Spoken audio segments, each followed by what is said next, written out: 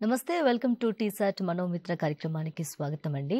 So ఇప్పుడు పోటీ పరీక్షల సమయం కాబట్టి అంటే 10th విద్యార్థులు కావచ్చు, ఇంటర్మీడియట్ విద్యార్థులు కావచ్చు, ఎగ్జామ్స్కి రెడీ అవుతున్న టైం ఇది. సో ఈ టైంలో విద్యార్థులు పోటీ పరీక్షలకు సిద్ధపడే విద్యార్థులు మానసిక ఒత్తిడిని ఎలా తగ్గించుకోవాలి అనే మంచి కాన్సెప్ట్తో ఆ కాన్సెప్ట్ నుంచి విద్యార్థులు పరీక్షలు ఒత్తిడిని తగ్గించుకోవటం, ఆత్మవిశ్వాసాన్ని పెంచుకోవటం అనే టాపిక్తో మేము ముందుకు వచ్చాం. సో ఈ టాపిక్కి సంబంధించి మరింత సమాచారాన్ని అసలు విద్యార్థులు ఎగ్జామ్స్ టైంలో ఎలా ఉండాలి, వాళ్ళు ఎలాంటి ప్రికాషన్స్ తీసుకోవాలి, మానసిక ఒత్తిడిని ఎలా తగ్గించుకోవాలి, సెల్ఫ్ కాన్ఫిడెన్స్ని ఎలా పెంచుకోవాలి అనేది మనకి ఇంకా క్లుప్తంగా వివరించడానికి మనతో పాటు స్టూడియోలో ఉన్నారు డాక్టర్ వెంకట సుబ్బయ్య చెన్నంశెట్టి గారు, క్లినికల్ సైకాలజిస్ట్. నమస్తే డాక్టర్ గారు. సో డాక్టర్ గారు, ముందుగా చెప్పండి, అసలు ఈ పోటీ పడే విద్యార్థులు అంటే పోటీ పరీక్షలకి సిద్ధమయ్యే విద్యార్థులు ఎలా ప్రిపేర్ అవ్వాలి, ఎలా ఉండాలి? అసలు మామూలుగా బయటికి కావచ్చు, లోపల ఎంత టెన్షన్ పడుతుందో కొంతమంది బయటికి కనిపించరు, లేదా కొంతమంది కలర్లో తెలిసిపోతుంది, కొంతమంది ఫేస్లో తెలిసిపోతుంది. అసలు ఎలా సాధ్యపడుతుంది అది మనం మనసుని నిగ్రహంగా ఉంచుకోవటం అనేది? ఇక్కడ విషయం గమనించిన తేజస్విని గారు, మనం చూస్తూ ఉన్నాం గతంలో ఎన్నో పోటీ పరీక్షల్లో విద్యార్థులు అంటే ఉదాహరణకి జనవరి, ఫిబ్రవరి, మార్చి నుంచి మే, జూన్ వరకు ఇలాగా పరీక్షల సమయం ఇది. ఈ పరీక్షల సమయం వచ్చేటప్పుడు పిల్లలు ఏం చేస్తారంటే, అకాడమిక్ ఇయర్ స్టార్ట్ అయ్యేది జూన్లో, కానీ ఎగ్జామ్స్ ప్రిపరేషన్ స్టార్ట్ అయ్యేది నవంబర్లో, ఎగ్జామ్స్ పరీక్షలు రాసేది ఫిబ్రవరి, మార్చి, ఏప్రిల్, మే అలా వెళ్తూ ఉంటాయి. ఈ సమయంలో ఒక్కొక్క దశలో ఒక రకమైన మానసికమైనటువంటి వ్యాకులతలకు లోనవుతుంటారు. ఎటువంటి మానసికమైనటువంటి వ్యాకులతలకు లోనవుతున్నారంటే, విద్యార్థులలో ఉన్నటువంటి ఒక్కొక్క దశ అంటే బిలో 9 years పిల్లలు, వాళ్ళకి ఈ సమయంలో హెడేక్ రావడం కానీ, స్టమక్ ఏక్ రావడం కానీ, ఏ విషయం పైన కాన్సన్ట్రేషన్ పొందలేకపోవడం కానీ, ఓవర్గా రియాక్ట్ కావడం కానీ, తర్వాత చిన్న చిన్న విషయాలకు రెస్ట్లెస్ కావడం, ఇది ఒక 5 సంవత్సరాల వయసు 5వ క్లాస్ చదివే పిల్లల వరకు అలా ఉంటాయి. 5, 6, 7, 10, 11, 12 అంటే 10th class, intermediate first year, second year ఎగ్జామ్కి వెళ్ళే పిల్లల్లో ఇది హెవీ కాంపిటీషన్లో ఎలా ఉంటారంటే, నిద్ర పట్టకపోవడం కానీ, ఏది ఏకాగ్రత సరిగా జరగకపోవడం కానీ, రెస్ట్లెస్ కావడం కానీ, చిన్న విషయాన్ని కూడా ఎక్కువ కోపద్రికులు కావడం కానీ, సరిగా ఆకలి కాకపోవడం కానీ, చిన్న చిన్న విషయాలకు చిరాకు పడి మానసికమైనటువంటి డిస్టర్బెన్స్కి లోను కావడం కానీ జరుగుతుంటుంది. అంటే పరీక్షా సమయంలో పిల్లల్లో పడేటువంటి మానసికమైనటువంటి వ్యాకులతల్లో ప్రాథమికంగా జరుగుతున్నటువంటి విషయాలు ఇవి. ఇదే సమయంలో కాల సమయం అనేది సరిగా లేకపోవడం, ఎందుకంటే పిల్లలు సరైనటువంటి ప్రణాళిక లేకపోవడం, అంటే జూన్, జూలై నుంచే ప్రణాళిక పరంగా చదువుకునే పిల్లల్లో మానసిక స్థైర్యం మీరు చెప్పిన పరంగా చూస్తే బేసికల్గా సెల్ఫ్ కాన్ఫిడెన్స్ అనేది వ్యక్తిని ఒక విషయాన్ని ప్రదర్శించే దానికోసం ఆ విషయంలో తను తార్ఫీదుగా అంటే ఎగ్జామ్ రాయడానికి దోహదపడుతుంది. కానీ సెల్ఫ్ కాన్ఫిడెన్స్ అనేది నవంబర్, డిసెంబర్లో ఏర్పడేది కాదు. సెల్ఫ్ కాన్ఫిడెన్స్ అనేది తను నిరంతరంగా అకాడమిక్ ఇయర్ స్టార్ట్ అయినప్పటి నుంచి వచ్చేటువంటి విషయాన్ని ఒక సమగ్రంగా అనుభవం చేసుకుంటూ, మెమరీ అంటే గ్రహణ చేసుకుంటూ, దాన్ని ఒక కాంప్రహెన్సివ్గా ఇన్ఫర్మేషన్ని నెరవేర్చుకుంటూ రావాలి. ఎప్పటి నుంచి? జూన్, జూలై నుంచి. అది అలా చేసుకుంటూ వస్తే నవంబర్, డిసెంబర్, జనవరి ఈ పీరియడ్లో రిహార్సల్స్ పీరియడ్, అంటే ఆ పీరియడ్ మనం రివిజన్ చేసుకునేటువంటి సమయం. ఫిబ్రవరి, మార్చిలో ప్రదర్శించేటువంటి సమయం.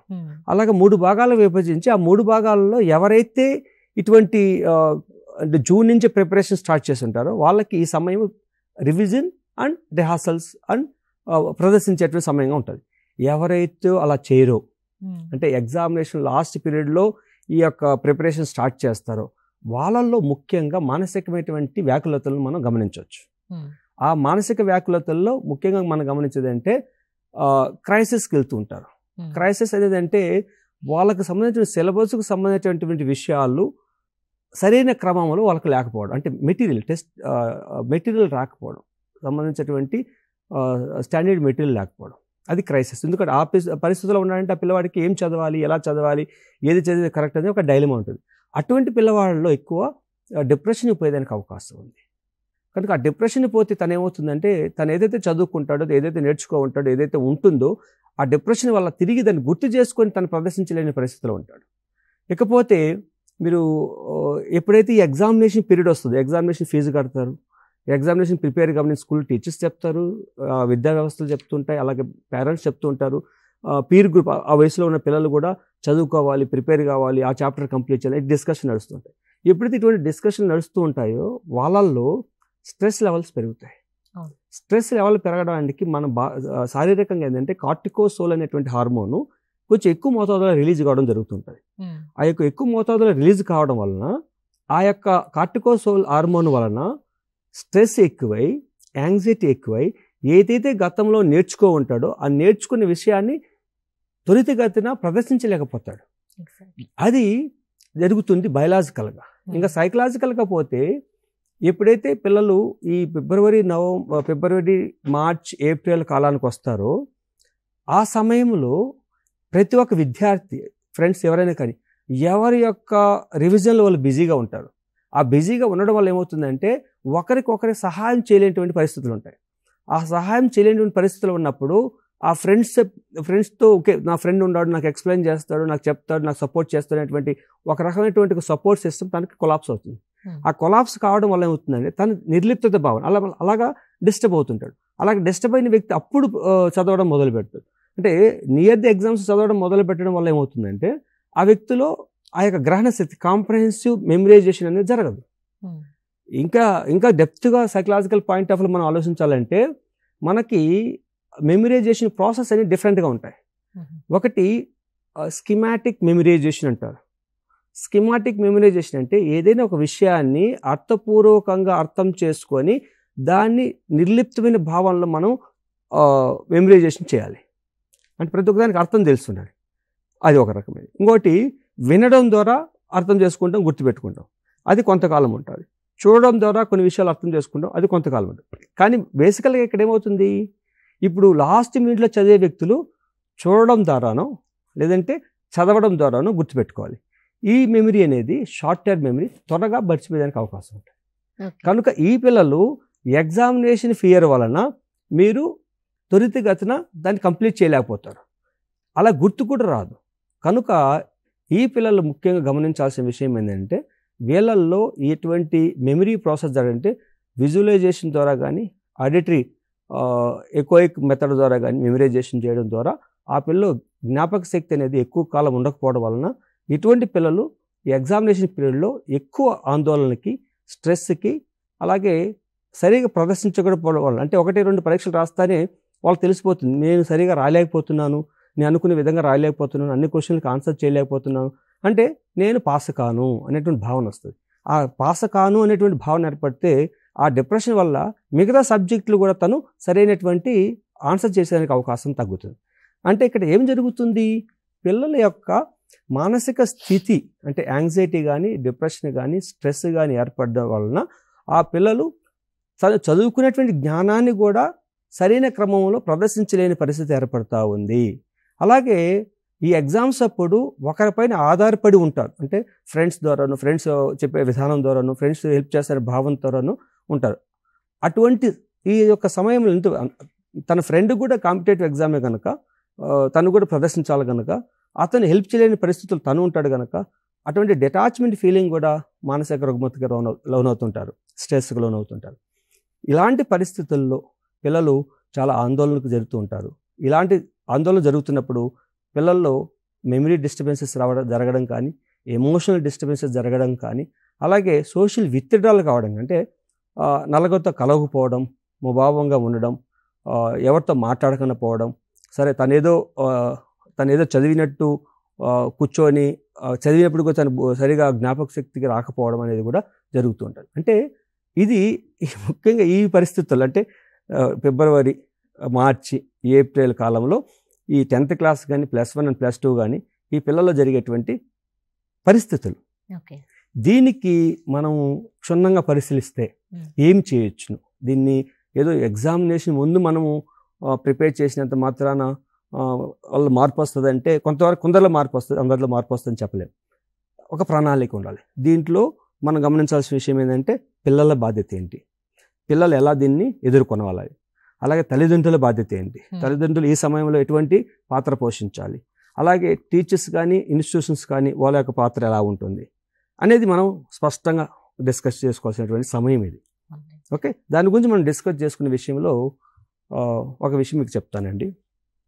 చాలా రీసెర్చ్ స్టడీస్ ఉన్నాయండి. చాలా రీసెర్చ్ స్టడీస్లో కూడా చెప్పిన విషయాలు ఏంటివంటే, చాలామంది పిల్లల్లో యాంగ్జైటీ వలన, ఫోబిక్ యాంగ్జైటీ వలన, ఎక్స్ట్రీమిటీ ఆఫ్ స్ట్రెస్సెస్ వలన, కార్టికోసోల్ హార్మోన్ ఎక్కువ రిలీజ్ కావడం వలన, ఆ యొక్క కార్టికోసోల్ హార్మోన్ హిపోకాంపస్ పైన ఇంపాక్ట్ కావడం వల్ల, హిపోకాంపస్ అనేది మెమరీ, అంటే ఎక్కడైతే మనం ఇన్ఫర్మేషన్ స్టోర్ చేసుకుంటాం బ్రెయిన్లో, ఆ బ్రెయిన్లో నుంచి ఆ యొక్క యాక్సెసిబుల్ ఆఫ్ ఇన్ఫర్మేషన్ అనేది సరిగా రాకపోవడానికి కారణం ఈ యొక్క కార్టికోజోల్ అనేది హిపోకాంపస్ పైన ఇంపాక్ట్ చేయడం వలన సరైనటువంటి సమయంలో సరైనటువంటి గ్రహణ శక్తికి రాకపోవడం అనేది జరుగుతూ ఉన్నదని ఒక రీసెర్చ్ స్టడీ చెప్తాయి. అలాగే ఎవరైతే పిల్లలు ఈ యొక్క సరైనటువంటి స్టడీ హ్యాబిట్ షెడ్యూల్ అనేది ప్రారంభించలేకపోవడం వలన, దాన్ని అవలంబించలేకపోవడం వలన, వాళ్ళలో నియర్ ఎగ్జామ్స్ ప్రిపరేషన్ అనేది స్టార్ట్ చేయడం వల్ల, అదే రోట్ మెమరీ అంటే బై హార్ట్ చేయడం ద్వారా వాళ్ళు సరైన పద్ధతిని ప్రదర్శించలేకపోతున్నారు అనేది రీసెర్చ్ స్టడీ చెప్తుంటాయి. ఇవి రీసెర్చ్ స్టడీస్ కానీ డేటా కానీ ఆల్రెడీ ఎస్టాబ్లిష్డ్. కానీ ఎవరు ఇంప్లిమెంట్ చేయాలి, దాన్ని ఒక క్రమబద్ధకరంగా ఎవరు చెప్పాలి అని ఆలోచిస్తే, విద్యా వ్యవస్థల్లో ఎలాగైతే స్కూల్ కరికులం టైం టేబుల్ ఎలా ఉంటుందో అదేవిధంగా ప్రతి ఒక్క విద్యార్థికి ఒక స్టడీ హ్యాబిట్ షెడ్యూల్ అనేది ఉండి దాన్ని పాటింపజేయాల్సినటువంటి వ్యక్తులు ఇద్దరు. ఒకరు టీచరు, రెండో వ్యక్తి పేరెంట్స్. వీళ్ళిద్దరూ సూపర్వైజ్ చేయాలి. ఎలాగ సూపర్వైజ్ చేయాలి?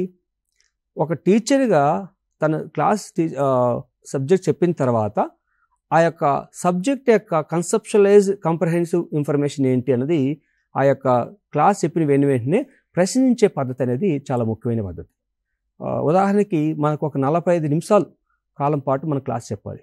45 నిమిషాల క్లాస్ చెప్పే దాంట్లో 45 మినిట్స్ సబ్జెక్ట్ చెప్పకూడదు. దాంట్లో మెథడ్ ఆఫ్ టీచింగ్లో ఏం చెప్తామంటే, 10 నిమిషాల కాలం పిల్లల్ని వాళ్ళకున్నటువంటి మానసిక స్థితిని మీ యొక్క క్లాస్కి అటెంటివ్గా ఉండే విధంగా క్లాస్ చెప్పాలి.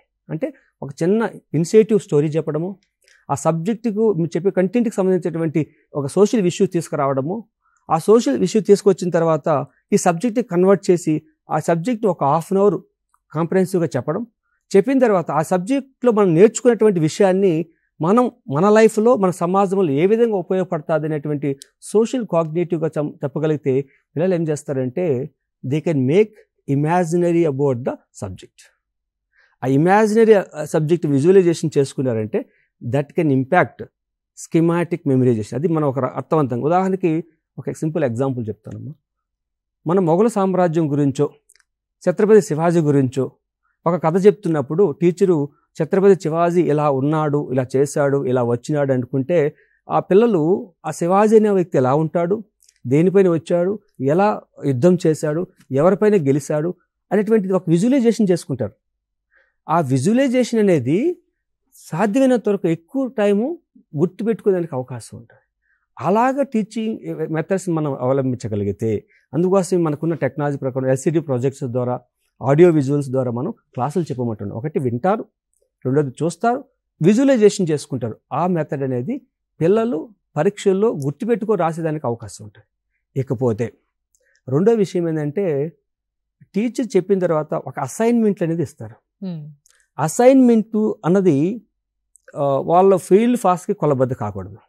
అసైన్మెంట్ ఏంటంటే తన యొక్క అటెన్షన్ కాన్సన్ట్రేషన్ ఆ సబ్జెక్ట్ పైన ఫోకస్ పెంచే విధంగా మాధ్యమంగానూ ఉండాలి. ఆ పద్ధతిగానే ఆలోచించారు. కానీ కాంపిటేటివ్ స్కూల్స్ ఎలా ఉంటుందంటే, మార్క్స్ని కొలబద్దగా తీసుకొని మార్క్స్ ద్వారా డిస్క్రిమినేషన్ చేసేటువంటి వ్యవస్థ ఉంది. దానివల్ల పిల్లలు ఇన్ఫీరియారిటీ కాంప్లెక్స్ అనేటువంటి మానసికమైనటువంటి రుగ్మతకు లోనై తిరిగి తన సమస్య నుంచి బయటపడేదానికి అవకాశం లేకుండా పోతుంది. సోషల్ కంపారిజన్ పిల్లల్లో ఒక టీనేజ్కి వస్తే ఒకరినొకరు టీజింగ్ చేసుకునేది, ఒకరినొకరు బులియింగ్ చేసుకునేది, ఒకరినొకరు డిస్కస్ చేసుకుంటూ ఉంటారు. అటువంటి స్థితి వల్ల ఏమవుతుందంటే వాళ్ళల్లో మానసికంగా సపరేట్ అవుతుంటారు, అంటే లోన్లీగా ఫీల్ అవుతుంటారు. ఇది తగ్గాలి స్కూల్ వ్యవస్థలో. ఇక మూడో విషయం ఏంటంటే, టీచర్లు పేరెంట్స్కి పిల్లవాడికి మధ్య వారధిగా ఉండాలి. ఆ వారధి తత్వం ఎలా వస్తుంది? ప్రతి 10 మంది స్టూడెంట్కి ఒక టీచరు మెంటర్గా ఉండాలి. అంటే టీచింగ్ ఒక సబ్జెక్ట్ టీచ్ చేసిన వరకే ఆ సబ్జెక్ట్ టీచర్, ఆ తర్వాత ఒక ఫ్రెండ్లీగా, అంటే ఒక ఇంటర్మీడియట్ క్లాస్ పిల్లలకి ఫ్రెండ్లీగా ఉండాలి, మాట్లాడడము, క్యాజువల్గా డిస్కస్ చేసుకోవడము, ఫ్యామిలీ గురించి రివ్యూ చేసుకోవడం, ఫ్రెండ్షిప్లో ఆడుకునే ఆటల గురించి డిస్కస్ చేసుకోవడం, వాళ్ళు చేసేటువంటి కొన్ని విషయాల గురించి వాళ్ళతో చెప్పే విధంగా వాళ్ళతో ప్రవర్తించడం. అలాగే పిల్లలు ఏదైనా సమస్యలు వచ్చినప్పుడు డైరెక్ట్గా పలానా టీచర్ దగ్గరికి వచ్చి నేను మాట్లాడగలుగుతాను, చెప్పగలుగుతాను, తన నుంచి నేను సహాయం తీసుకోగలుగుతున్నటువంటి వారధి సిస్టమ్ అనేది రావాలి. మూడో విషయంలో వారధి సిస్టమ్ ఉన్నప్పుడు పిల్లల్లో జరిగే మార్పుల గురించి తల్లిదండ్రులకు ఎక్స్ప్లెయిన్ చేయాలి. అంటే అందరూ పిల్లలు మీరు గమనిస్తే స్పోర్టివ్గాను చాలా కాన్ఫిడెంట్గా ఉండరు. దాంట్లో న్యూరోటిక్ పర్సనాలిటీ కలిగిన పిల్లలు ఉంటారు, చాలా స్పోర్టివ్ కలిగిన పిల్లలుగా ఉంటారు, కొన్ని రకాలైనటువంటి ఎక్స్టర్నలైజ్ డిజార్డర్ కలిగిన పిల్లలు కూడా, అంటే contact disorders, anti social disorders కలిగిన పిల్లలు కూడా ఉంటారు. వీళ్ళని గుర్తించి దానికి సంబంధించినటువంటి పరిస్థితులను అవగతం చేసుకొని దానికి పరిష్కార మార్గం తల్లిదండ్రులు కూడా భాగం చేసుకొని వాళ్ళకు సరైన మార్గనిర్దేశకత్వాన్ని ఏర్పరచాలి. ఈ సిస్టమ్ రావడం వలన పిల్లల్లో మానసికమైనటువంటి ఎదుగుదల, మానసికమైనటువంటి మెంటల్ ఎబిలిటీస్ అనేది బాగా డెవలప్ అయ్యేందుకు అవకాశం ఉంది. ఇటువంటి యాంగ్జైటీ, డిప్రెషన్ వచ్చినా కూడా దానివల్ల ఈజీగా అధికమవుతారు. ఇది system of school. System of స్కూల్లో ఇంకొక రకమైన కరికులం ఏమి ఎక్స్పెక్ట్ చేస్తారంటే, ఒక మెంటల్ హెల్త్ ప్రొఫెషనల్ ఏం చెప్పగలుగుతుందంటే, పిల్లలకి ఇంచేపు సబ్జెక్ట్ నాలెడ్జ్ని 4 గోళ్ల మధ్య టీచింగ్ చేయడమే కాకుండా social skills, motivative skills and moral values చెప్పగలిగేటువంటి కొన్ని ఆటల ద్వారా, రిక్రియేషనల్ యాక్టివిటీస్ ద్వారా, సోషల్ రెస్పాన్సిబిలిటీస్ ద్వారా వాళ్ళల్లో మార్పు తీసుకురావాలి. దాన్ని కూడా పాఠ్యాంశంగా ఏర్పడాలి. ఎందుకు మీరు చూడండి, మేము చెప్పేటువంటి మెంటల్ హెల్త్ ఎడ్యుకేషనల్ మెంటల్ హెల్త్లో మేము స్పష్టంగా వ్యక్తపరిచింది ఏంటంటే, ప్రతి ఒక్క స్కూల్కి ఒక కౌన్సిలర్లు ఉండాలి, ప్రతి ఒక్క స్కూల్లో పిల్లల యొక్క లైఫ్ స్కిల్ ట్రైనింగ్కి కోచ్ ఉండాలి, అటువంటి ట్రైనింగ్ ఇవ్వాలి అని చెప్తుంటాం. అటువంటి చేయడం ద్వారా పిల్లల్లో మానసికమైనటువంటి యాక్సెప్టెన్స్ లెవెల్ పెరుగుతాయి, బాగుంటుంది. ఇవి స్కూల్ సిస్టంలో ఆశించదగినటువంటి సిస్టమ్ ఉండాలని కోరుకుంటాం. ఇక ఫ్యామిలీ సిస్టమ్. ఫ్యామిలీలో మనం గమనిస్తున్నాం, తల్లిదండ్రులు చాలా స్పష్టంగా మంచి స్కూల్లో జాయిన్ చేయించినాం, మా పిల్లలకు మంచి మార్క్స్ రావాలి, మంచి ర్యాంక్స్ రావాలి, 10/10 అట్లీస్ట్ 9.8/10 CGPC కావాలి అనేటువంటి ఎక్స్పెక్టేషన్స్ పెట్టుకుంటారు. తల్లిదండ్రులు ఆలోచన పరిణితి ఎలా ఉండాలంటే, మా పిల్లవాడు విషయాన్ని ఎలా అర్థం చేసుకుంటున్నాడు, మా పిల్లవాడిలో సబ్జెక్ట్ నుంచి నేర్చుకునేటువంటి విషయం తను ఏ విధంగా అర్థం చేసుకొని అవలంబించగలుగుతున్నాడు అనేది అది కావాలి. ఇక మా పిల్లవాడు మానసికంగా ఎంత సంతోషంగా ఉన్నాడు. స్కూల్ ఎడ్యుకేషన్ సబ్జెక్ట్ అంటే ఇక్కడ ఏమైపోతుందంటే, క్లాస్లో నా కొడుకు ఫస్ట్ ర్యాంక్ వచ్చాడు, టాప్ 10లో ఉన్నాడు, సెకండ్ ర్యాంక్ అనుకునే దాని బదులు నా కొడుకు, నా కూతురు ఈ యొక్క క్లాసు నుంచి ఎంత జ్ఞానాన్ని సంపాదించుకున్నాడు, ఎంత స్టేబుల్గా ఉన్నాడు, ఎటువంటి విషయాన్ని కూడా సమగ్రంగా ఎలా అర్థం చేసుకుంటున్నాడు అనేటువంటి పరిస్థితి ఉందా లేదా గమనించాలి.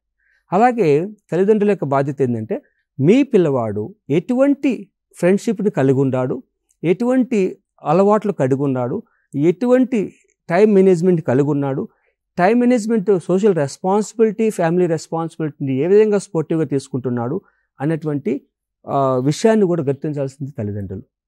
ఇక్కడ మనం ఏం గమనిస్తున్నామంటే, మేము స్పష్టంగా చూస్తూ ఉంటాం సొసైటీలో మాకు వచ్చేటువంటి క్లయింట్స్ ద్వారా ఏంటంటే, నేను ఎన్నో కష్టపడ్డాను, నా కొడుకు అలా కష్టపడకూడదు, నేను ఎంతైనా కష్టపడతాను, నేను ఏం పనిని చేస్తాను, నా కొడుకు సుఖంగా, సంతోషంగా, హ్యాపీగా బతకాలి అనేటువంటి మానసిక దృక్పథంతో తల్లిదండ్రులు, మెజారిటీ ఆఫ్ ద తల్లిదండ్రులు ఉంటున్నారండి.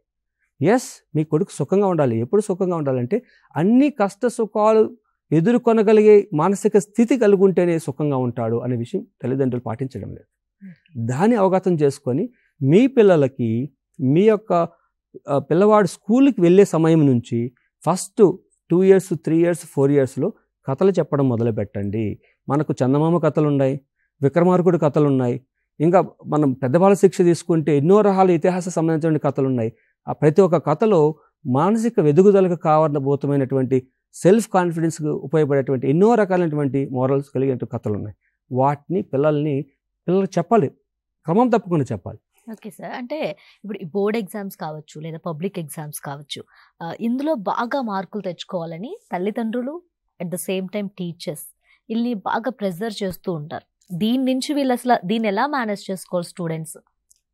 ఒక విషయం అండి, తల్లిదండ్రులు కానీ స్కూల్ బోర్డ్ అంటే స్కూల్స్ కూడా కొన్ని స్కూల్స్ ఉన్నాయి, ఎందుకంటే మా స్కూల్ ఫస్ట్ ర్యాంక్ రావాలి.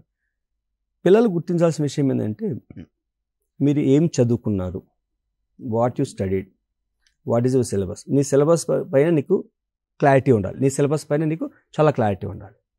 రెండోది, నీ సిలబస్ సంబంధించినటువంటి మెటీరియల్ ఎంతవరకు స్పష్టంగా నువ్వు చదువుకున్నావు, అంటే స్కూల్ టీచర్ చెప్పిన దాంతో పాటు నువ్వు చదువుకుంది ఎంత, రెండో క్లారిటీ ఉండాలి.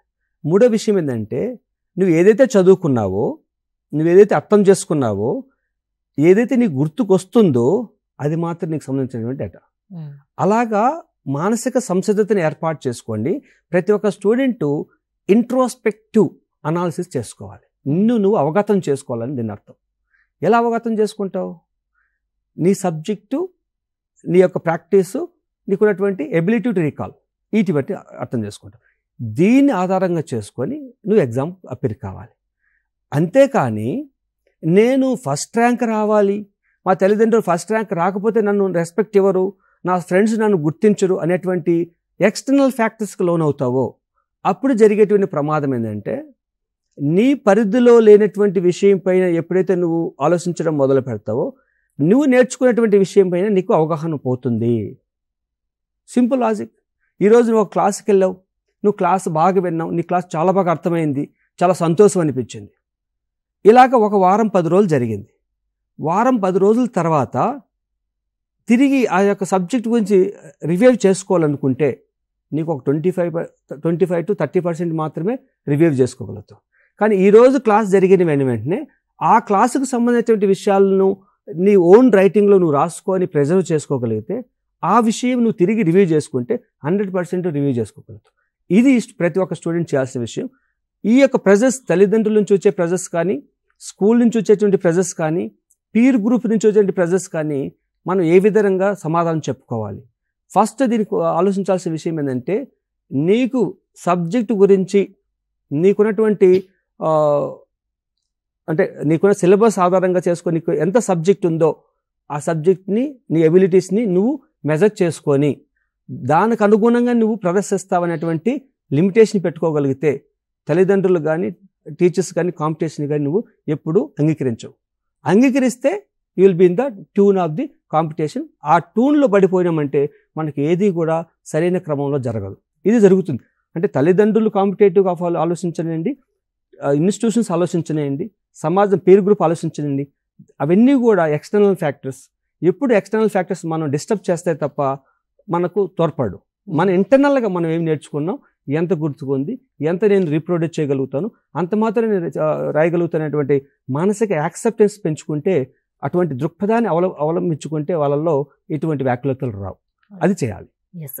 అలాగే ఇప్పుడు విద్యార్థులు ఎవరైతే స్టూడెంట్స్ ఉంటారో వాళ్ళకి కొన్ని సబ్జెక్టులు చాలా ఈజీగా ఉండొచ్చు, కొన్ని సబ్జెక్టులు చాలా కష్టంగా ఉండొచ్చు, అందరికీ ఒకలాగా ఉండదు. కాబట్టి ఈ కష్టంగా ఉన్న సబ్జెక్టుల్ని మనం ప్రిపేర్ అవుతున్నప్పుడు కొంతమంది లాంగ్ అవర్స్ స్టడీస్ చేస్తూ ఉంటారు, ఎక్కువసేపు చదవడం అనేది. కొంతమందికి ఎక్కువసేపు చదివినా గుర్తుండదు, ఇలా చూసిన వెంటనే గుర్తుంటుంది.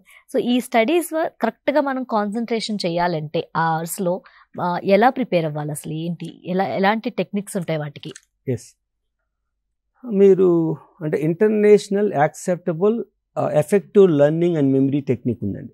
ఇంటర్నేషనల్, ఇది రీసెర్చ్ బేసిస్లో ప్రపంచవ్యాప్తంగా యాక్సెప్ట్ చేసిన ఒక ఫార్ములానండి. SQ3R, SQ3Rs, ఇది టెక్నిక్ అండి. అంటే ఎస్ అనేది ఏంటంటే ఫస్ట్ విద్యార్థి you should survey about a subject. ఒక 10th క్లాస్ అబ్బాయికి 6 పేపర్లు ఉంటాయి. 6 పేపర్లో ఫస్ట్ కూర్చొని 6 పేపర్లు పెట్టుకో. తెలుగు నుంచి సోషల్ స్టడీస్ వరకు పెట్టుకో. పెట్టిన తర్వాత దాంట్లో నీకున్నటువంటి డిఫికల్టీ ఉన్నటువంటి సబ్జెక్టులు ఏంటో గుర్తించు. కొందరికి సాంస్క్రిట్ డిఫికల్టీ ఉండొచ్చు, కొందరికి మ్యాథమెటిక్స్ డిఫికల్టీ ఉండొచ్చు, కొందరికి బయాలజికల్ సైన్స్ డిఫికల్టీ ఉండొచ్చు, కొందరికి సోషల్ స్టడీ అంటే ఉంటాయి. First you survey. ఆ సర్వే అయిపోయిన తర్వాత యూ పుట్ ఇన్ ఒక మెజర్మెంట్, అంటే దాన్ని ఒక రిథమిక్గా పెట్టాలి.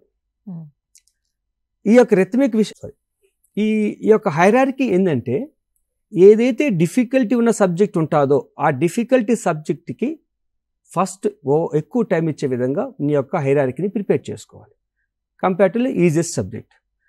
హైరార్కీ ప్రిపరేషన్ అనేది ఫస్ట్ కంప్లీట్గా నువ్వు ఆలోచించుకొని రాయాల్సినటువంటి హైరార్కీ ప్రిపరేషన్. దానికి అనుగుణంగా టైం మేనేజ్మెంట్ని అలొకేట్ చేసుకోవాలి, అంటే దానికి ఇవ్వాలి. Number 2 Q for question.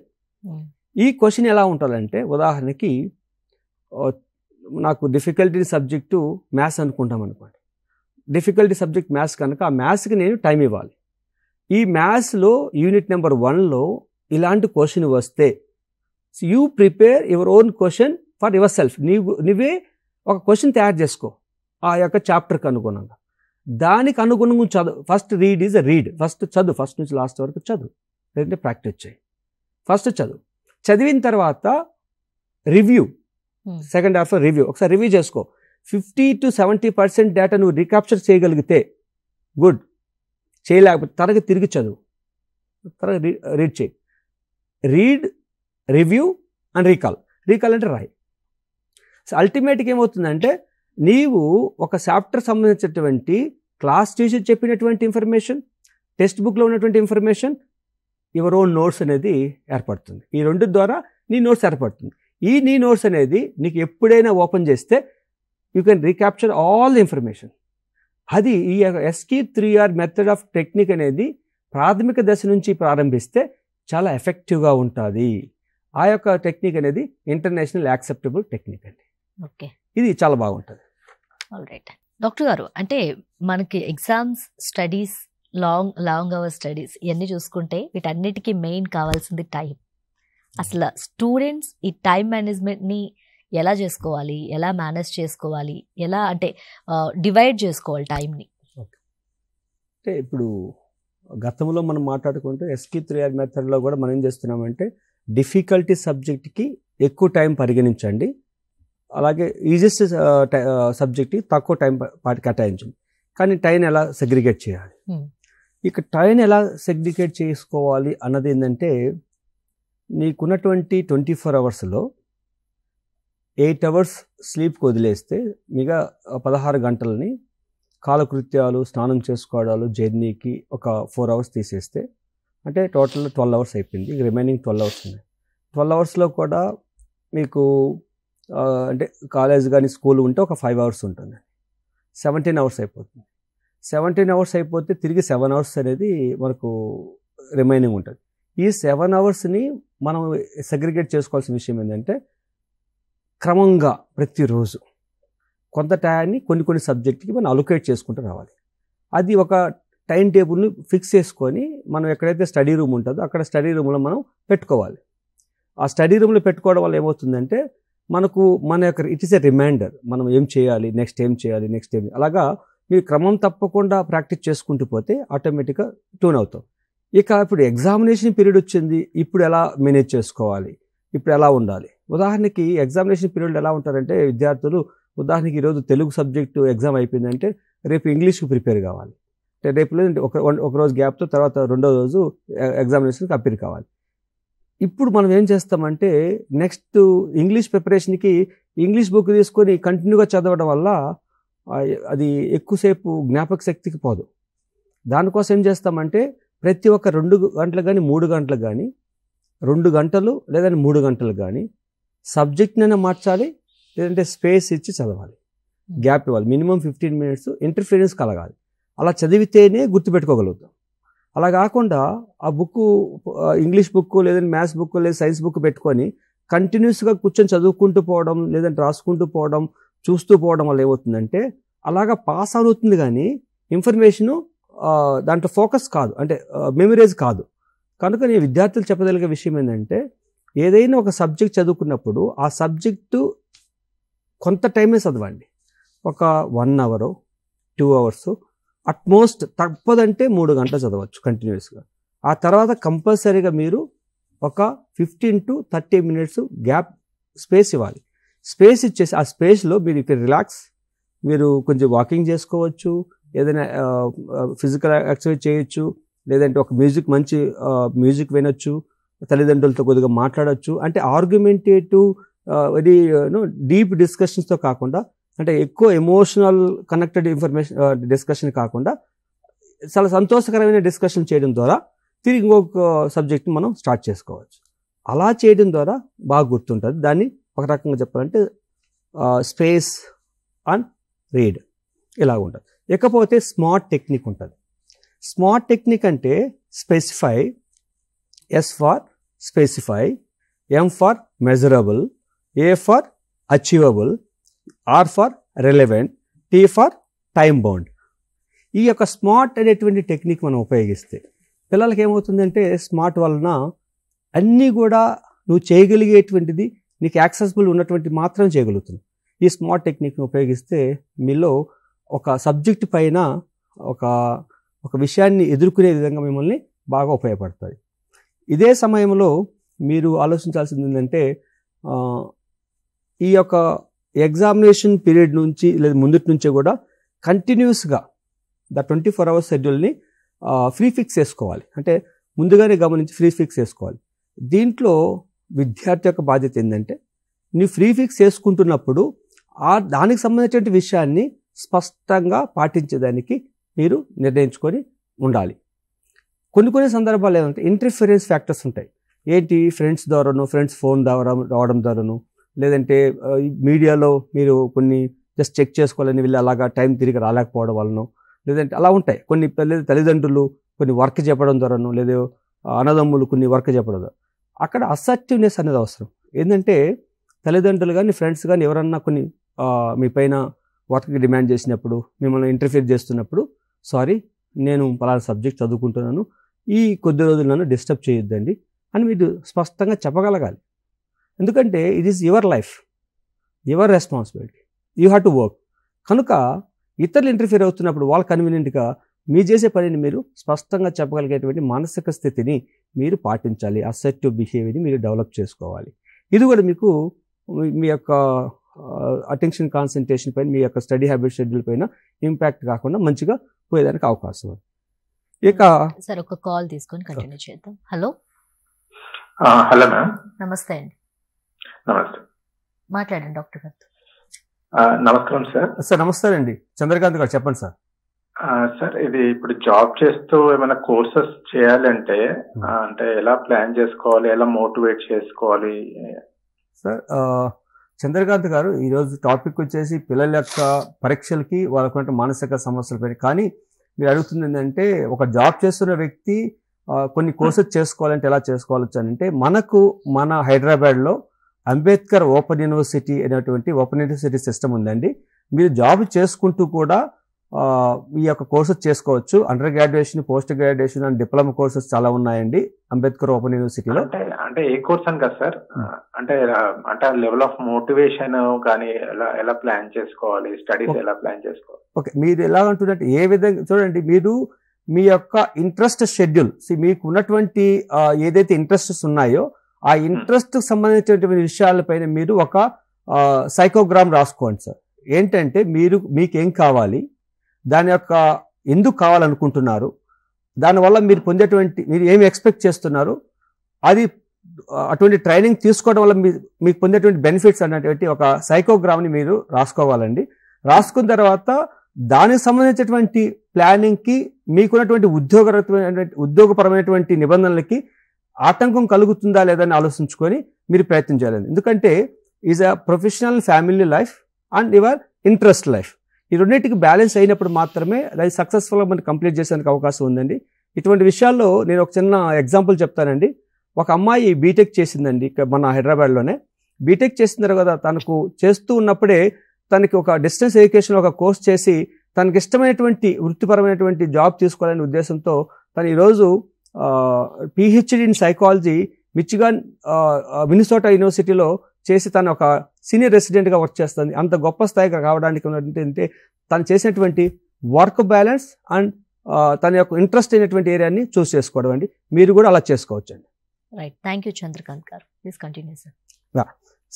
మనం అనుకున్న విషయాలు అంటే పిల్లల్లో ఈ యొక్క టైం మేనేజ్మెంట్ ఈ పీరియడ్లో ఎలా ఉండాలి అంటే, ఎగ్జామినేషన్ దగ్గరికి వచ్చేసినాయి, ఇప్పుడు ఎగ్జామినేషన్స్కి వెళ్తున్నాం, ఈ పీరియడ్లో మనం టైం మేనేజ్మెంట్ ఎలా చేసుకోవాలి? ఫస్ట్ థింగ్ ఏంటంటే, మీరు చేయాల్సిన పనులు ఎలా ఉన్నాయో దాన్ని ఒక ప్రణాళిక పరంగా మనం రాసుకున్న తర్వాత దానికి కావాల్సినటువంటి సంసిద్ధత విషయాలు మీరు పరిగణనలో తీసుకోవాలి. ఏవి సంసిద్ధతలు ఉంటాయిడా? మానసిక, శారీరక సామాజిక సంసిద్ధతలు. మానసిక సంసిద్ధతలు అంటే ఒక వ్యక్తి motivated towards his own responsibility. Is a goal directive behaviour. ఈ మోటివేషన్ ఉండాలి. ఏ మోటివేషన్ ఇది? నేను ఈ యొక్క మ్యాథమెటిక్స్ ఎగ్జామ్ రాయాలి, దాంట్లో నాకు ఉన్నటువంటి సబ్జెక్ట్ నాలెడ్జ్ ఇంత, దాన్ని నాకు 4 యూనిట్లు మాత్రం బాగా తెలుసు, రిమైనింగ్ 8 యూనిట్లు పెద్దగా తెలియదు, దానికి కావాల్సినటువంటి జ్ఞానాన్ని సంపాదించుకోవాలి. నాకున్న టైము ఒక 48 అవర్స్. ఈ 48 అవర్స్లో నాకు sleep 16 hours per, remaining time నేను ఎలా సెగ్రిగేట్ చేసుకోవాలి అనేది చాలా ముఖ్యమైనటువంటి ప్రణాళిక. దాంట్లో 50% ఆఫ్ సిలబస్ మాత్రమే మీరు అటెంప్ట్ చేయగలగాలి. అలా కాకుండా మొత్తం సబ్జెక్ట్ను అవగతం చేసుకోవాలనుకుంటే ఏమవుతుందంటే మీకు సరైన ప్రావీణ్యత ఉండదు.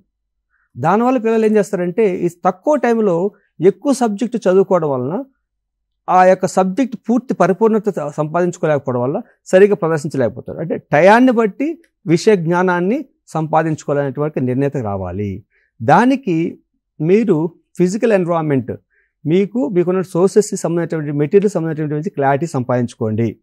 రెండోది మానసికమైనటువంటి ప్రశాంతత. ఈ సమయంలో మీరు అత్యధికంగా స్ట్రెస్కు లోనవుతారు కనుక మీలో నెగిటివిటీ ఆఫ్ థాట్స్ పెరుగుతూ ఉంటాయి కనుక దీనికి సింపుల్ రిలాక్సేషన్ టెక్నిక్స్ మీరు పాటించాల్సిన ఆవశ్యకత ఉంటుంది.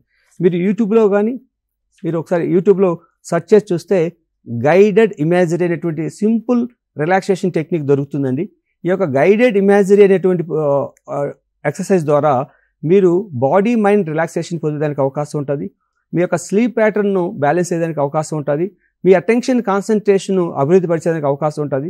మీ యొక్క విజువలైజేషన్ ప్రాసెస్ను కూడా అభివృద్ధి పరిచేదానికి అవకాశం ఉంటుంది ఈ యొక్క గైడెడ్ ఇమాజినరీ అనేటువంటి టెక్నిక్ ఉపయోగించడం ద్వారా.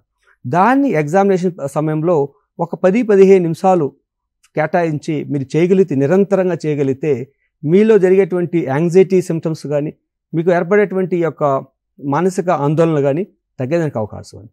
కనుక మీకున్నటువంటి టయాన్ని, మీకున్నటువంటి విషయ జ్ఞానాన్ని, అలాగే మీ యొక్క బాడీ మైండ్ రిలాక్సేషన్ని అవలంబించుకోవాలి. ఇదే సమయంలో తల్లిదండ్రుల యొక్క బాధ్యత కూడా చాలా ఎక్కువగా ఉంటుంది. తల్లిదండ్రులు మీరు ముఖ్యంగా గమనించాల్సిన విషయం ఏంటంటే పిల్లలు ఎగ్జామినేషన్స్ యాంగ్జైటీలో ఉన్నప్పుడు కానీ, ఎగ్జామినేషన్స్ అనేటువంటి మోటివేషన్లో ఉన్నప్పుడు కానీ పిల్లల యొక్క ఆహార పరిస్థితుల్లో సిగ్నిఫికెంట్గా మార్పులు వస్తుంటాయి. సరైనటువంటి ఆహారం తీసుకోలేరు. రెండోది సరిగా నిద్రపోవడం. ఇంకోటి చిన్న చిన్న విషయాలకు చిరాకు పడుతూ ఉంటారు.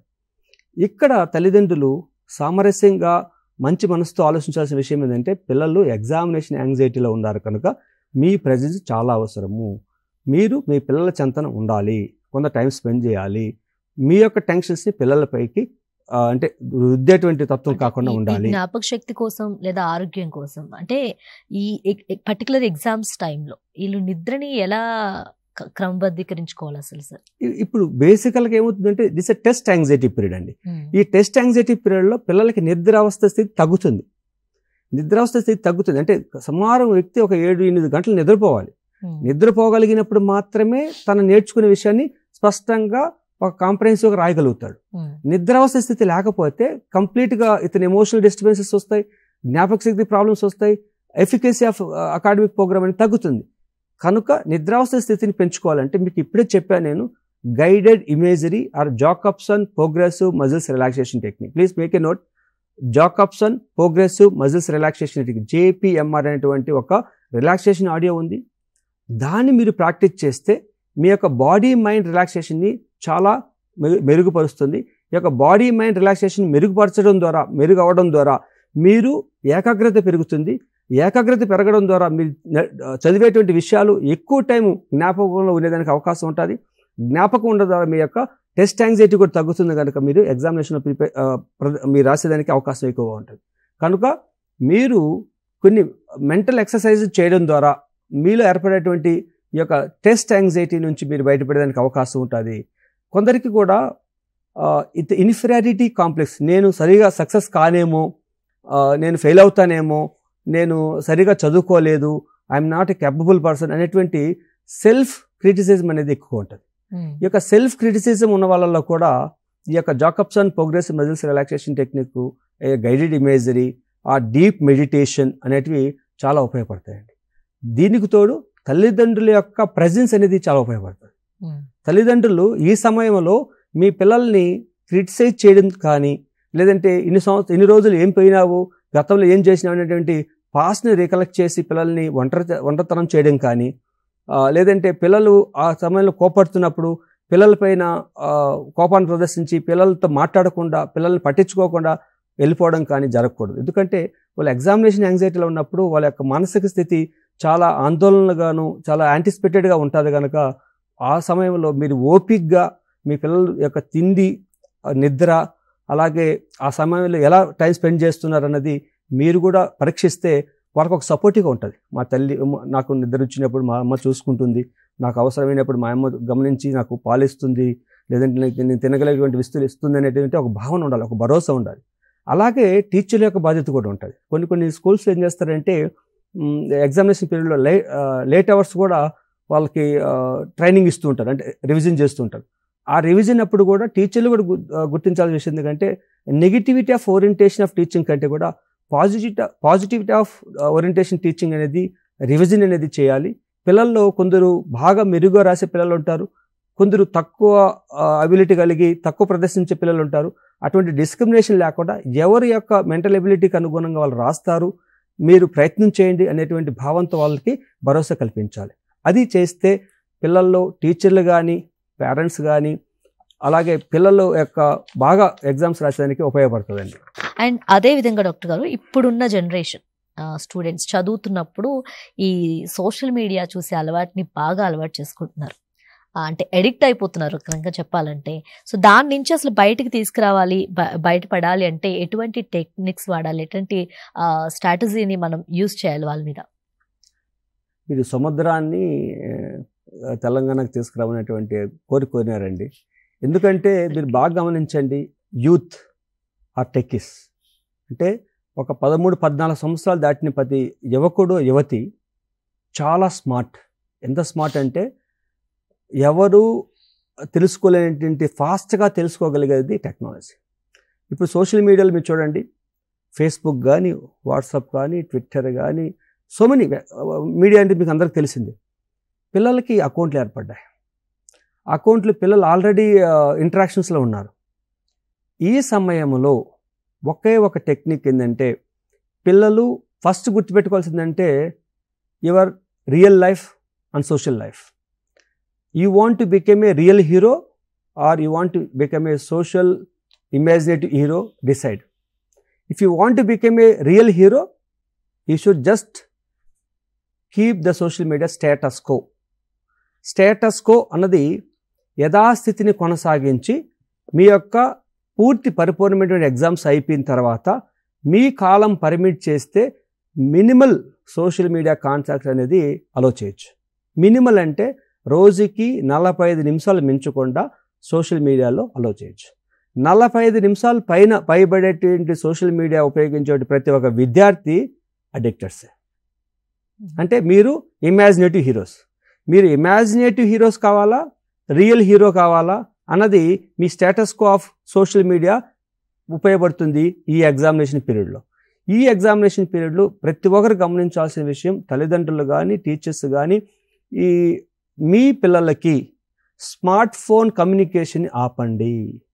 స్మార్ట్ ఫోన్లో కమ్యూనికేషన్ ఇవ్వడం ద్వారా పిల్లలు ఏం చేస్తారంటే, ఆ కమ్యూనికేషన్ సాకుతో పిల్లలు ఏం చేస్తున్నారంటే తిరిగి ఇతరాత్రైనటువంటి ఒక్క సెకండ్ చూసి వస్తాను, నా వాట్సాప్ స్టేటస్లో ఎంతమంది చూశారు, లేదా నా ఫేస్బుక్ ఫోటోలు చూసారా లేదా, లేదంటే నా ఎక్స్లో పలానా మా ఫేవరెట్ యూట్యూబర్ ఎటువంటి పోస్ట్ చేశారో, చిన్న ఒక కోరిక కొన్ని గంటల్లో, కొన్ని నిమిషాలు, కొన్ని గంటలు, కొన్ని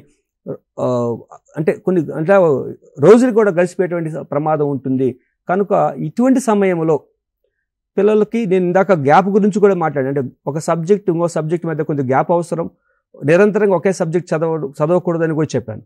ఇక్కడ నిరంతరంగా ఒకే సబ్జెక్ట్ చదవకూడదు, గ్యాప్ ఉంది కదా, ఈ గ్యాప్లో నేను జస్ట్ నా ట్విట్టర్ ఓపెన్ చేసి చూస్తాను, నేను ఫేస్బుక్ చూస్తానంటే అది దానివల్ల కూడా మీకు వ్యసనానికి లోనేదానికి అవకాశం ఉంది. వ్యసనానికి లోను కానటువంటి ప్రవర్తన చేయమన్నా అంటే మీరు మీ ఫ్యామిలీ మెంబర్తో మాట్లాడండి, ఫిజికల్ యాక్టివిటీ చేయండి, ఆ హాఫ్ అన్ అవర్లో స్విమ్మింగ్ చేస్తారో చేయండి, ఒక గ్రౌండ్కి వెళ్ళి ఒక హాఫ్ అన్ అవర్ బ్యాడ్మింటన్ ఆడండి, లేదు అది కాకుండా ఇంకేమైనా ఇతరత్ర పనులు చేయండి. ఒక స్మార్ట్ ఫోన్లో సెర్చ్ చేయడం మాత్రం చేయొద్దండి. దానివల్ల ఏమవుతుందంటే విల్ గో. ఇంకొక విషయం కూడా గుర్తుంచుకోండి, ముఖ్యంగా ఎగ్జామ్ గోయింగ్ పిల్లలు ఏం చేస్తారంటే కొన్ని స్టేట్మెంట్స్ కొన్ని క్వశ్చన్స్కి అర్థం తెలియదు. దాన్ని అంటే మొబైల్ ఫోన్ ఉపయోగించో ల్యాప్టాప్ ఉపయోగించో దానికి కావాల్సినటువంటి సెర్చ్ చేస్తాడు. అంతవరకే పరిమితం కావాలి.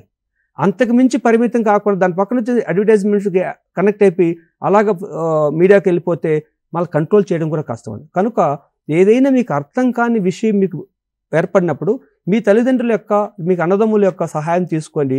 దాని గురించి ఏంటి అర్థం చెప్తుందో తెలుసుకోండి తప్ప మీరు సర్చ్ చేసేదాని కోసం ప్రయత్నం చేయొద్దండి.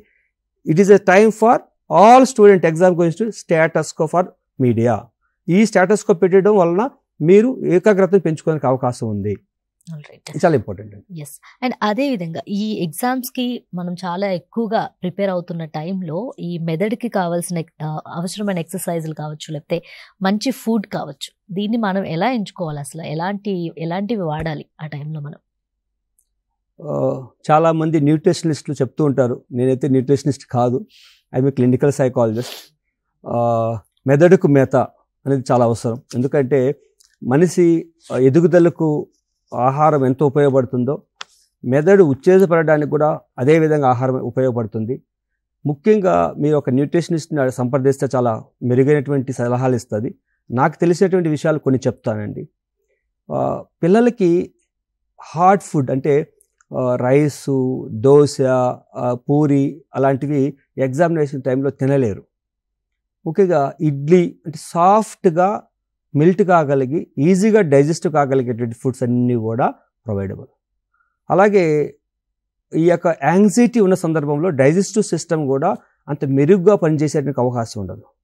కనుక citric, dry fruits, all minerals కలిగేటువంటి ఫుడ్ అంటే బ్రెయిన్కి కావాల్సింది మినరల్స్ పుష్టిగా ఉన్నటువంటి ఫుడ్, ఫ్రూట్స్ అలాంటివి ఎక్కువ తీసుకోవడం ద్వారా బ్రెయిన్ను ఉత్తేజపరిచేదానికి అవకాశం ఉంది. కనుక కొన్ని స్టడీస్లో నేను ఏం చదివానంటే డైలీ 2 cups ఆఫ్ కాఫీ అనేది చాలా మంచిది అని చెప్పి విన్నాను. ఆ 2 cup వరకే పరిమితం చేసుకుంటే కాఫీ ఉపయోగపడుతుంది. 2 cup మించి చేస్తే అది అలవాటు పడుతుంది. కనుక అలవాటుకి బానిస కాకుండా మీ యొక్క ఆరోగ్యానికి పరిమితికి అనుగుణంగా మీరు ఆహారం తీసుకోవాలి. తల్లిదండ్రులు గుర్తించాల్సిన విషయం ఏంటంటే ఈ యొక్క పరీక్షా సమయంలో మీ ఇంట్లో పిల్లలకి ఇష్టమైనటువంటి ఆహార అలవాట్లకు సంబంధించినటువంటి విషయాలన్నీ కూడా తీసుకొచ్చి పెట్టుకోగలగాలి. అది కూడా ఒక బాధ్యత. ఎందుకంటే మనకు పూజా కార్యక్రమానికి 1-2 రోజుల ముందు నుంచే లిస్ట్ ప్రిపేర్ చేసుకొని దానికి సంబంధించినటువంటి ముడిసరికిని రెడీ చేసుకుంటామో మీ పిల్లల యొక్క పరీక్షా సమయానికి కావాల్సినటువంటి ముడిసరుకును కూడా రెడీ చేసుకోవాల్సిన బాధ్యత తల్లిదండ్రుల పైన ఉంది. ఆ యొక్క ముడిసరుకు ఏంటంటే మంచి ఆహార అలవాట్లు కలిగినటువంటి విషయాలను తెచ్చుకోవాలి. ఫ్రూట్స్, డ్రై ఫ్రూట్స్, మిల్క్, అలాగే ఈజీ డైజెస్టబుల్ ఫుడ్ అంటే ఎక్కువ ఆయిల్తో ఫ్రై చేసే ఫ్రైల కంటే కూడా ఈజీగా డైజెస్ట్ కాగలిగేటువంటి లిమిటెడ్ నెంబర్ ఆఫ్ టైమ్స్. ఎందుకంటే ఒకేసారి ఎక్కువ తినకుండా, ఒక్కసారి ఎక్కువ తినడం వల్ల కూడా డ్రౌజినెస్ రావడం కానీ, నిద్రావస్థ స్థితికి లోను కావడం కానీ, ఏదో లెథర్జిటీగా అనిపించడం కానీ జరుగుతుంటుంది. లైట్గా ఎక్కువసేపు తినొచ్చు, ఎక్కువ టైం కూడా తినొచ్చు. అలా చేసుకోవడం ద్వారా మంచిది. పిల్లలు నిద్రావస్థ స్థితి కూడా చాలా ఇంపాక్ట్ చేస్తుంది ఫుడ్ పైన. నిద్రావస్థ స్థితిని సాధ్యమైనంత వరకు వాళ్ళతో బ్యాలెన్స్ చేసేదానికి చూడండి. ఒక 7 hours తక్కువ కాకుండా చూసుకోండి. ఆ 7 hours నిద్రపోవడం వల్ల పిల్లలు రేపు ఉదయం జరిగే పరీక్షకి రిమెంబరెన్స్కి బాగా ఉపయోగపడుతుందండి. ఇది తల్లిదండ్రుల యొక్క బాధ్యత. Right. So final question sir, అంటే చాలా మంది స్టూడెంట్స్ దీంతో సఫర్ అవుతూ ఉంటారనమాట. ఆల్మోస్ట్ మీకు అర్థమైపోయి ఉంటుంది క్వశ్చన్ ఏంటనేది. అంటే ఎగ్జామ్ రాసే టైంలో కాన్సన్ట్రేషన్ చేయలేక కొన్ని బాగా తెలిసిన క్వశ్చన్స్ కూడా టైం అయిపోతుందనే కంగారులో మర్చిపోయి రాయలేకపోతూ ఉంటారు. అలాంటి వాళ్ళకి అంటే ఎలా గుర్తు తెచ్చుకోవాలి? మీరు ఇచ్చే టెక్నిక్స్ ఏంటి వాళ్ళకి? పిల్లలు ఎగ్జామినేషన్ యాంగ్జైటీని మినిమైజ్ చేసుకుంటే రీకలెక్షన్ ఈజీ అవుతుందండి. దానికి the foremost thinking when you are in the exam hall. Exam హాల్లో ఉన్నప్పుడు మీరు మీ యొక్క మానసిక స్థితిని నిర్ధారించుకోండి. ఏంటి నా మానసిక స్థితి? నేనే ఎగ్జామ్ హాల్లో కూర్చున్నాను, నేనేమనుకుంటానంటే ఈరోజు నేను ఎగ్జామ్ రాస్తున్నా, నేను ఏదైతే చదువుకున్నానో, నేను గుర్తుపెట్టుకోగలుగుతానో, ఏదైతే నేను గుర్తు చేసుకోగలుగుతానో అది మాత్రమే నేను రాస్తాను అనేది మానసిక సంసిద్ధతో కూర్చోవాలి. అలాగే 20 times breath hold technique practice చేయాలి. 20 times అంటే ఒకసారి 2 సార్లు కాదండి. డీప్ బ్రీత్, కడుపు నిండా గాలి పీల్చుకోవాలి.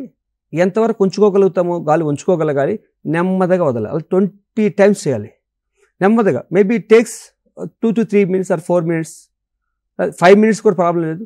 బ్రీత్ తీసుకోవాలి. అది మనం రాస్తూ కూడా బ్రీత్ తీసుకోవచ్చు అండి.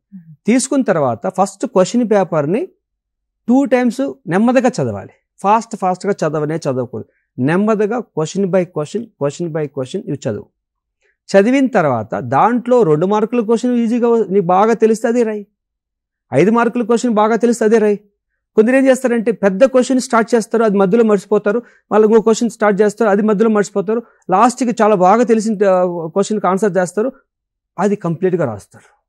ఇప్పుడు ఏమైపోతుందంటే ఎగ్జామినర్కి ఎలా ఉంటుందంటే ఒక విద్యార్థి స్పష్టంగా తెలిసిన క్వశ్చనే రాస్తారనేటువంటి ఉద్దేశంతో ఎగ్జామినర్ పేపర్ కరెక్షన్ చేస్తారు. ఫస్ట్ లేదు incomplete, second is incomplete, third one is best.